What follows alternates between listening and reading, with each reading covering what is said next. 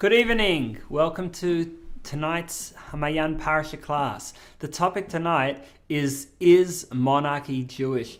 And in today's day and age, it's quite, and for already many years, hundreds of years even, it's been quite reactionary. And as the American founding fathers said, democracy is the worst system except all others. So let's explore for tonight the Torah view on monarchy and contradictions. There are some passages where it talks about it as a wonderful thing, other passages as a terrible thing. So we want to get to the bottom of it and then also find clues for leadership today. We're not in that type of setting, but we can still find lessons on leadership for now. Now, the best place to begin, I suppose, might be in our parasha. That's where the mitzvah of appointing a king comes from, and we'll look at that and then examine it from a number of angles. Now, the pasuk says, I'll read it and translate. It says, "Kisavei el haaretz," when you enter the land, asher Hashem Elokecha nosen lach, that Hashem, God, gives to you. V'yirishta v'yishavta ba, you will possess it and live in it. V'amarta, you shall say, Asima alai melech, I want a king. We want a king over ourselves. Kachal goyim asher svivaisei, like all the other nations around us. So then the next verse continues. Soim tasim alecha melech. If that's what you seek, then you shall put a king over you. Asher yivcha Hashem lekecha bai, that Hashem chooses. Mikerev achecha tasim alecha melech. You shall put one of your brothers over yourselves as king. Now, the simple meaning of this verse is that it's a mitzvah. If you want to have a king, you know what? It's a mitzvah, so do it. Go ahead and have a king. And this is what the Rambam Maimonides says. He says that monarchy is deemed a mitzvah. There were three things that they had to do when the Jewish people, the Israelites, entered Eretz Yisrael, entered Israel. They had to, number one, they had to choose a king. Number two, destroy the enemies of Amalek, the enemies of the Jewish people, of the Amalekites. And thirdly, they had to build a Beit HaMikdash, a temple. So it seems this is great. This is a mitzvah. Now, we find, though, that this is not agreed upon by everyone. The Ibn Ezra, he was a great Spanish scholar and thinker, and he says no. This is not something that Hashem is telling us you shall do. Hashem is saying you may. In Hebrew, the word shall or may are similar. It's the same word actually in Hebrew. So Hashem is saying if you want a king, you may appoint a king, but it's not something that Hashem wants. Actually, there are many sources for this. We celebrate freedom, right? Yiddishkeit, Judaism, wants us to be free people. There's that focus on free choice. The focus, Pesach, Passover, is the time of our freedom, of our liberation. So it's actually not a mitzvah, it's optional, Ibn Ezra says. And if you're going to do it, then at least pick one that Hashem shall choose. The pasuk, the verse said, put upon yourself a king, place upon yourself a king that Hashem has chosen. That means don't pick the type of king that you might want for other sort of ulterior motives, but pick someone who Hashem would choose, meaning someone who will be inspirational, someone who will be a spiritual leader as well. Okay, I'll read that text 3. If you have copies, great. Text 3, monarchy is optional. Okay. Monarchy is optional, but done right, but must be done right. The verse should be translated, you may appoint a king, not you must appoint a king. The verse continues, which Hashem shall choose, meaning that the choice of the monarch is decided by Hashem and conveyed via prophet or Urim v'Tumim, the Kohen Gadol's miraculous breastplate. Okay.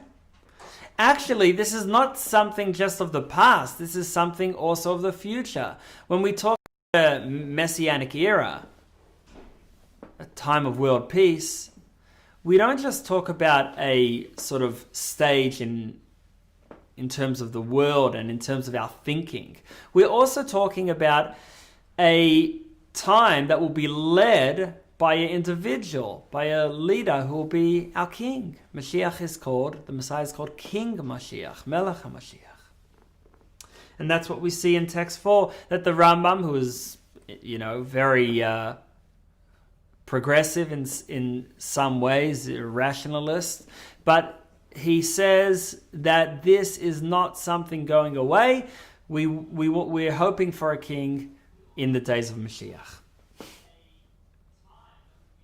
Now, there's a surprising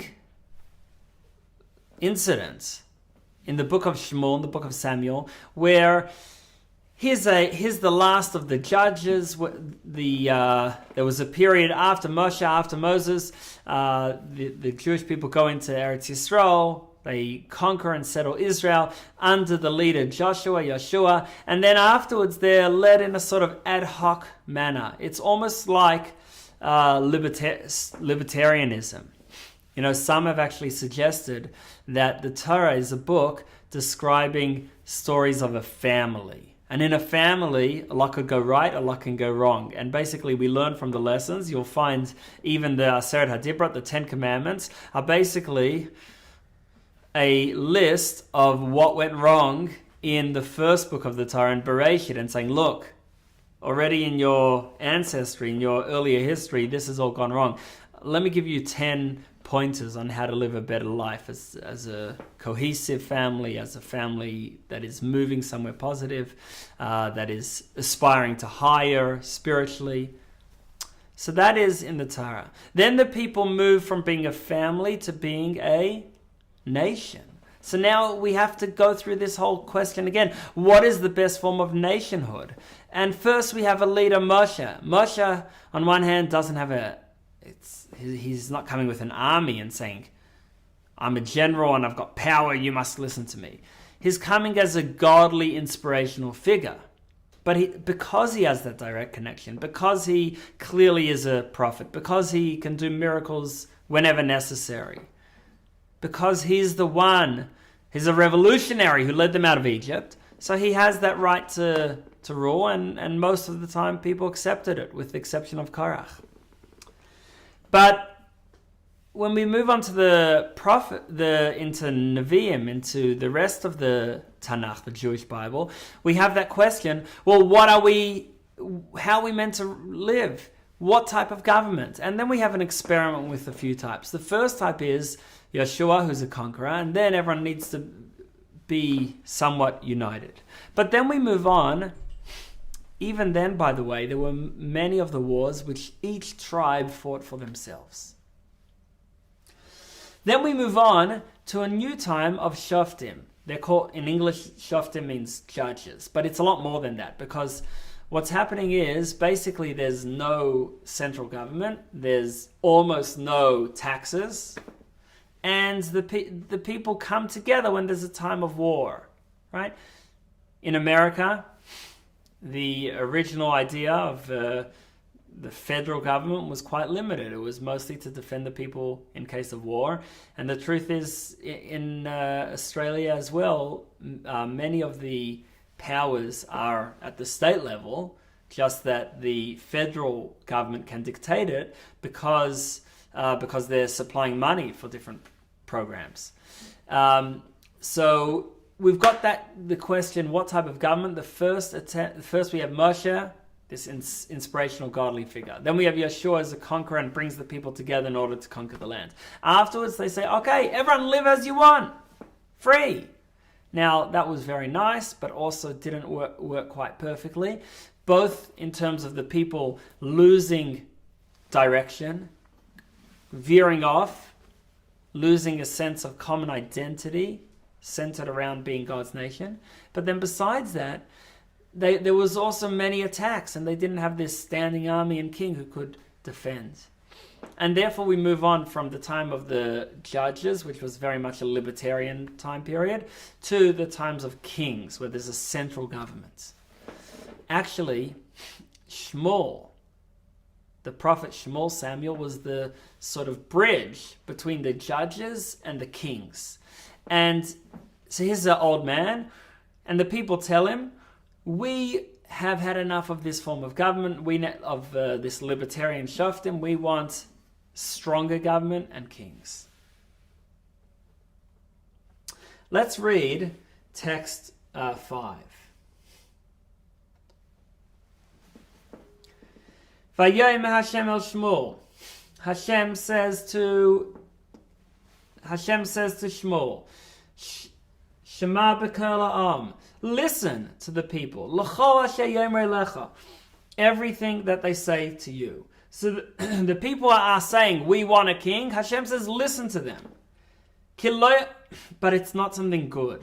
Kiloi eischa masu. They are not only rejecting you, ki oisi masu, but in fact they're rejecting me, mimloich aleim, from ruling over them. So Hashem is saying, listen to the people. If they want a king, give it to them. But this is a rejection of Hashem. So in other words, having a king is no good.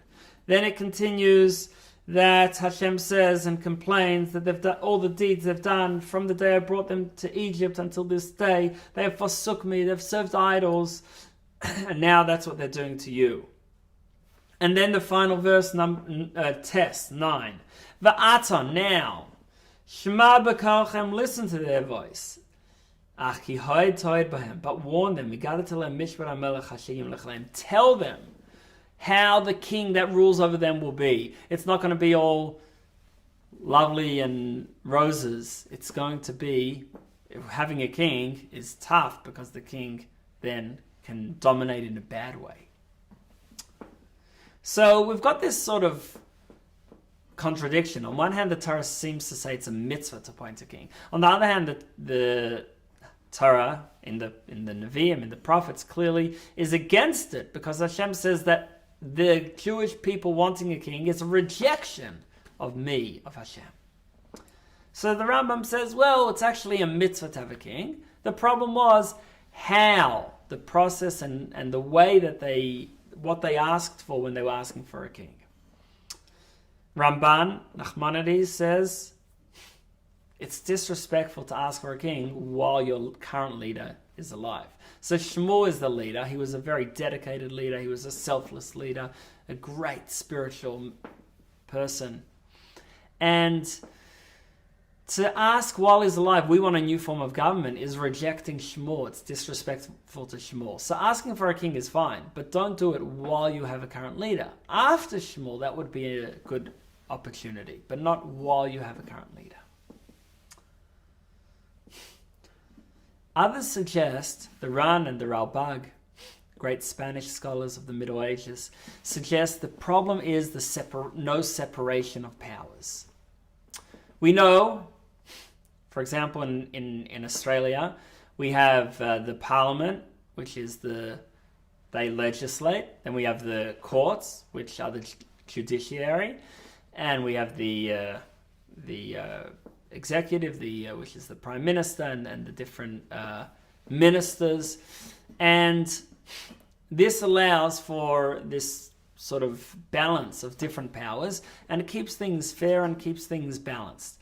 What the people wanted was, they said, we want a king not only to defend us and to rule, but also to judge us, meaning he should be the head of the judiciary. And that's a problem, because when you don't have this separation between the justice system and the political system, then it's very close to becoming a dictatorship. And it also, the king is meant to be a humble servant. It's just not right. So they say the problem was the people wanted to give too many powers to the one individual, and that's why Hashem said, this is a rejection of me. The laws are meant to be based on Torah, and therefore based on the courts, which were, the judges were well versed in Torah law, not based on a king. there's a fascinating kliyakar. And it also tells us something about Jewish life and the debates within Jewish life 400 years ago in Europe, in Eastern Europe, Central Europe. And listen to this. It's also on the slide. I'll show it to you now. The kliyakar says that the problem is that the people wanted not a king, but a puppet. They didn't want someone to instruct them on how to live. They wanted someone that they could just control. Let's see it inside. Text 6, let the leaders lead. Having the strong leadership of a king is good because it creates a civilized, controlled environment. When the strong leadership is removed, the powerful persecute the weak, and the leaders follow the calls of interest groups rather than genuine justice. So, a lot of people are aware we all get equal vote, right? We all get equal vote in Australia. But we don't all have equal influence on government policy. Some people have more influence based on they donate to a political party or for whatever reason that they have connections. And therefore, it's not exactly just pure justice. When the decisions are made about different policies, they're not purely taking into account what is the best way to run this country for everyone or based on just pure honest justice, but also taking into account who do I need to curry favor with in order to continue having their support for my position. And the kliyakar says that is the problem with the king as the people demanded it from Shmuel. They didn't want someone to have the strength, be given the mandate to really rule. They wanted someone who they could play with. The problem is when the people requested a king for us, as they did in Shmuel's times, instead of requesting a king over us, they wanted him to be dependent on them for his position. So he would have to curry favor with them.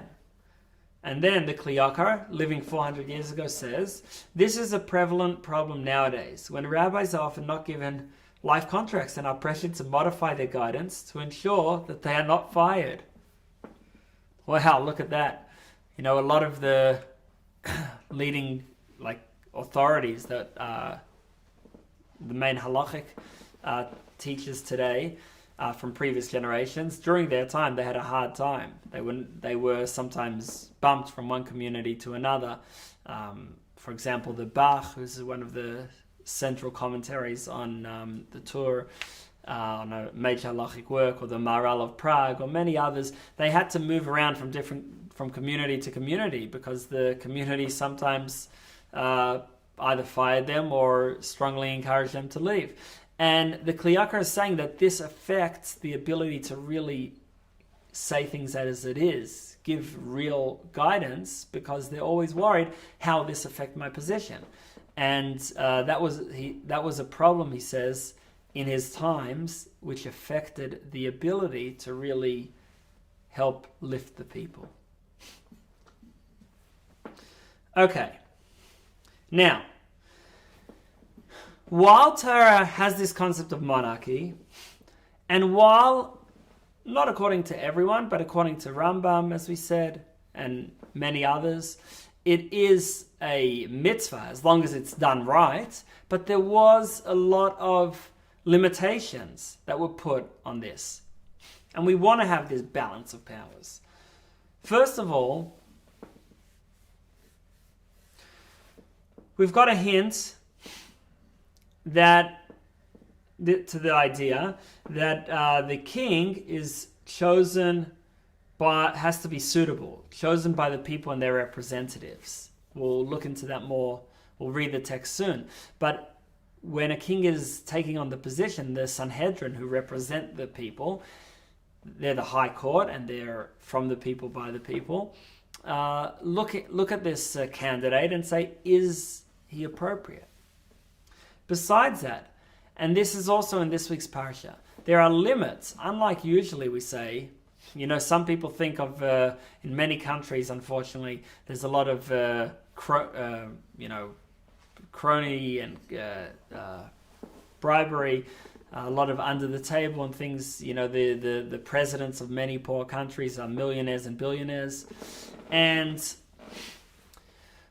the Torah says actually that the king is not allowed to be too wealthy, is not allowed to focus too much on his own prestige. In that time, horses was a sign of prestige and strength, or have a big harem. His imagination and pleasures running wild, because that's not what a king is for. A king has to be limited in terms of his physical power and wealth, because that's not what he's about. He's got to be, spiritual force, spiritual influencer, and someone who can guide the people from among them. Besides that, there's a number of aspects of power and influence. There's the Sanhedrin. The Sanhedrin is both the legislative body as well as the judiciary. So within laws, actually, there's two parts. The Sanhedrin interpret halacha, which would be binding in that would be the form of law used in under Torah rule. But the king then separately can make secular laws. For example, the king might make laws about speed limits, for example, to give a contemporary example. But then we've got, besides that, the Kohen Gadol, the high priest, who's a religious leader. We also have the prophet. The prophet has no power, but hopefully a lot of influence, because the prophet is meant to speak truth to power, tell off the king if the king is doing things wrong, to inspire the people to live in the right way. Now, the king is instructed also in this week's parasha to always carry a Torah with him. And it was fascinating to me. I'll read the source in a moment, but it was fascinating to me to learn that one of Australia's most famous Jews historically, so John Monash. Of course, Monash comes from the name Menashe, and he was the leader of the Allied forces in World War I and then reconstruction of Europe. And he carried a Torah with him to battle. The Torah right now is in Perth, and it's used. They read from it, I think, once a year.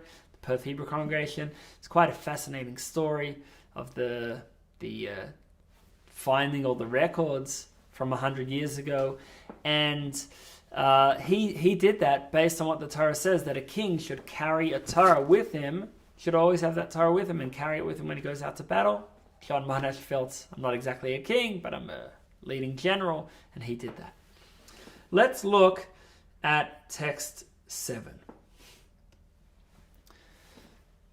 It says, it shall be when he sits upon his throne, his royal throne. He will write a second copy of the Torah. Al Sefer on a book, before the Levitic Kohanim. And then this Sefer Torah should stay with him. It should stay with him. And he should read it throughout his whole life. So that the people, so that the king learns to revere Hashem Elokav, his God, lishmas kol divrei Torah, and to observe the whole Torah, these laws to keep them. And then it continues in Pasuk Chaf in verse 20 and says that this was also meant to keep the king humble. Levilti rum levavi me'achav. His heart should not lift above his brethren. Or levilti surim in mitzvah, and he shouldn't deviate from the mitzvah, yamin or smell, right or left. And this will ensure that his kingdom will be everlasting. Okay. So what do we have here? We have another safeguard. Imagine we had a rule that, prime ministers, or in other countries, presidents, they have to always have with them both a mix between both. The Torah is both our constitution, which are laws that are beyond the current leader, as well as moral texts, inspirational moral texts to serve as a guide. Imagine we would say, the leaders, they have to carry with them constitution together with a book of moral, humbling texts. That would be nice. Now, the Rambam says, and this is a proof, this is demonstrates what we said before, that after a king passes away, if there's an appropriate heir in the family, then that person becomes the next king. But who decides if the next candidate is appropriate? It's decided by the Beth Din, which represents the people. And if the king is inappropriate, and they decide basically based on his character, is he someone of high moral character? That's the main question. Is he someone that we could say is of Yirat Shamayim? And if he is, then he is chosen.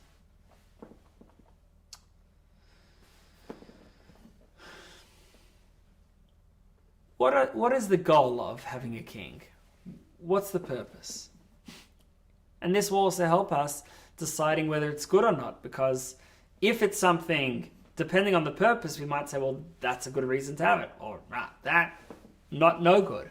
So let's start here with the Orach Chaim. The Orach Chaim on our Parasha says there are two types of kings. One type, the first is chosen because he's a strong warrior. He's chosen because he can fight for the people. They want someone who's a strong leader. And he'll bring honor to the country. The second is a righteous king. Hashem rejects the former and only desires the second type. The verse states, if the Israelites say, we want a king like all the other nations, Hashem shall say, no.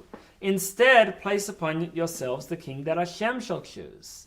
This explains why monarchy is simultaneously a mitzvah and something that Shmuel criticized the people for seeking.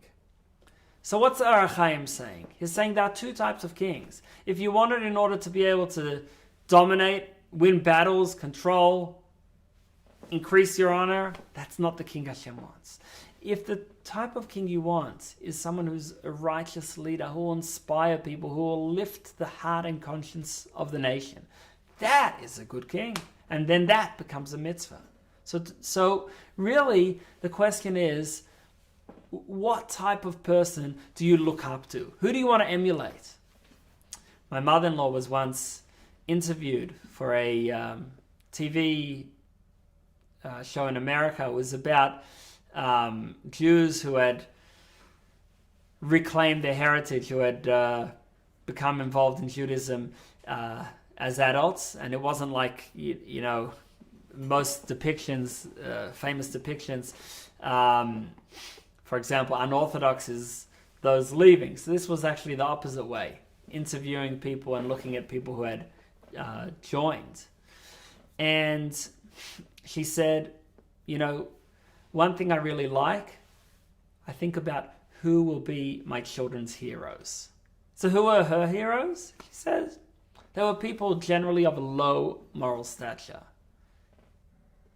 Life stories of many of the Hollywood actors, not necessarily inspiring the way they behave. Whereas my children, who will be their heroes, who they're going to put up pictures of on the wall of their bedroom, it's going to be hopefully people of high moral stature, and that's something she likes. Thinking back between her childhood and then, or teenage years and her children. So there are two types of kings, there are two types of leaders, and we have to decide, who do we get behind? Is it someone who is leading us in a moral way, who's elevating us, or someone who is just, we like him, we like her because they make us feel good, because they smash and they dominate.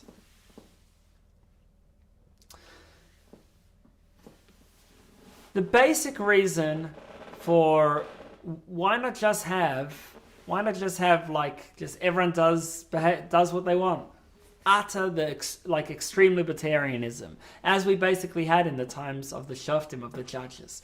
So the problem is, and this is from Pirkei Avot, it's a famous quote, that we've got to pray. I'll read it inside, it's text 10. Pray for the integrity of the government. For were it not for the fear of its authority, each person would swallow their neighbor alive.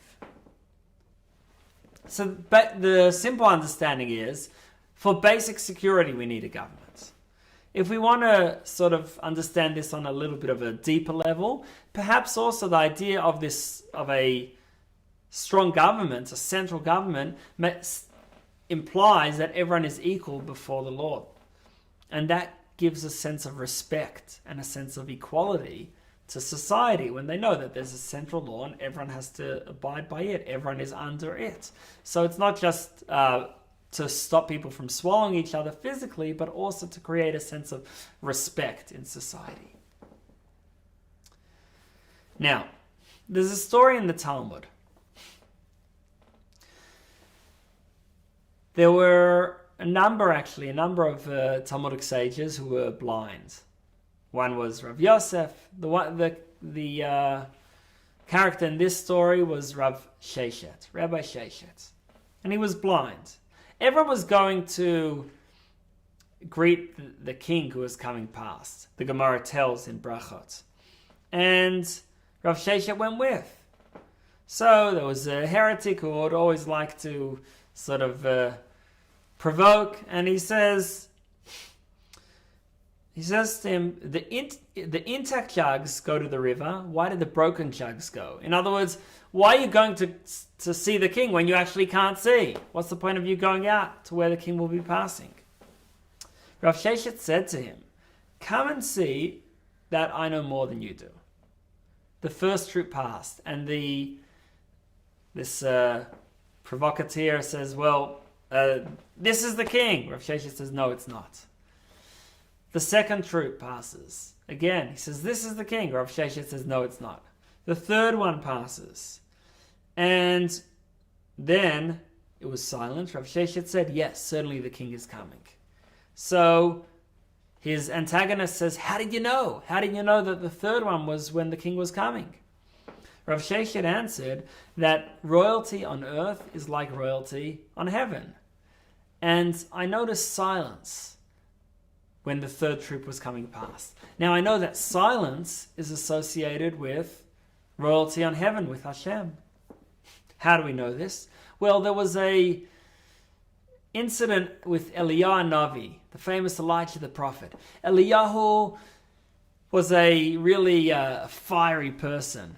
And after he had staged this competition with the prophets of the Baal, of the idolatry of Baal, and he had been victorious, they had both prayed for a fire to come down from heaven, and he had won, and then he destroyed the Baal idolatry and their prophets. But then he was fiery, but he was also quite unpopular at times. And that's because he spoke truth to power. And he runs away into the Sinai desert and finds himself back at Mount Sinai. And then he has this godly revelation. And Hashem says, go forth and stand upon the mount before the Lord. And behold, the Lord passed by, and a great and strong wind rent the mountains and broke in pieces the rocks before the Lord. But the Lord was not in the wind. And after the wind, an earthquake, but Hashem was not in the earthquake. And after the earthquake, a fire, but Hashem was not in the fire. And after the fire, a small, silent voice. And when Eliyahu heard it, he wrapped his face in his mantle, and he went out and stood at the entrance to the cave. Meaning that when did Hashem appear? Hashem was not in the powerful winds and the earthquakes, but in the soft, still voice. And therefore Rav Sheshet knew that when there was complete silence, that's when the king was coming. What do we see from this whole tale?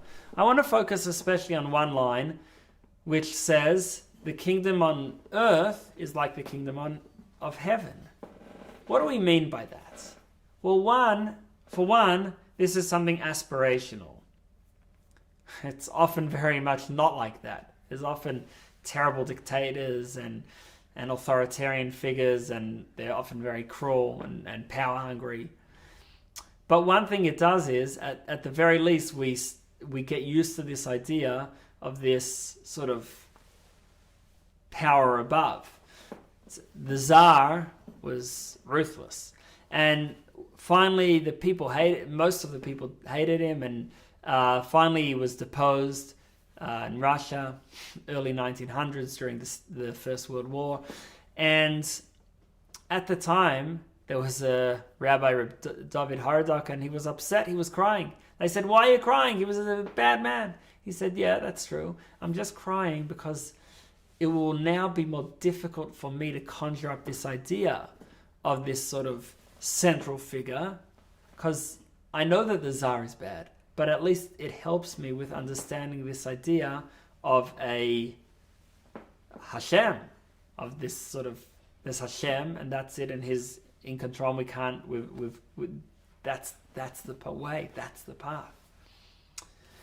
So that's when the leadership is bad. But when the leadership is good, hopefully they inspire us towards living a better life, a good life, and a godly life.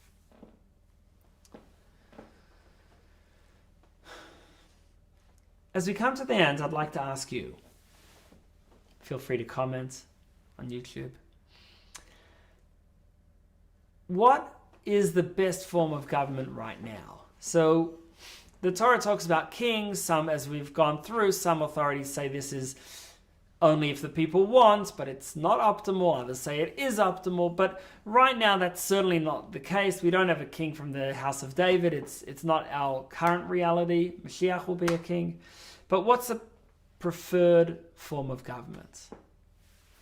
So one of the ones in Jewish literature who tackles this most, from 500 years ago, writing in the end of the 1400s, was the Abarbanel. The Abarbanel knew much. He was very involved in politics. He was the financier, the treasurer of first the king and queen of Spain, and then Portugal. And he writes that basically having a king, having a monarch is not a good thing. The best would be actually if there's someone who can inspire people, someone of influence, not someone of power. And he talks about how some states are going that way. Not every country in his time in Europe had a king. There were already some statelets that were run in a more semi-democratic way. And he said, even better, let's get an inspirational religious figure. The Netziv says, without a King David, without a king from the family of David, then the best option is by popular choice of the people, which is basically democratic in some form. There are many different ways. We've just given a bit of a taste. But with my remaining time, I'd just like to share a few practical lessons. See, when we talk about monarchs, we can extend that to all forms of leadership.